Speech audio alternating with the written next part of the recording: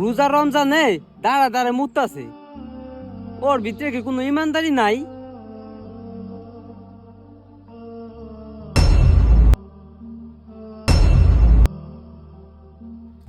ভাই কি হয়েছে কি হয়েছে, তুমি এমন করতেছো কে? এই তো ভাই দাঁড়ায় রয়েছি, কিন্তু আমি মসজিদে ঢোকার জন্য গেট ধরি, কিন্তু কারেন্টের শর্টের মতো বাড়ি দিয়ে আমার ফালাই দেয়। আমি বুঝতে পারতেছি না ব্যাপারটা। ভাই আমি তো তোমার দেখলাম তুমি খাড়ায় খাড়ায় প্রস্রাব করতেছো, আর রোজা রমজানে খাড়ায় খাড়ায় প্রস্রাব করে এটা ঠিক না। হ্যাঁ, আপনার কথাটা একটু ঠিকই আছে। আমি তো খাড়ায় খারাপ করছিলাম, এ কারণে মনে হয় আমি ঢুকতে পারতেছি না।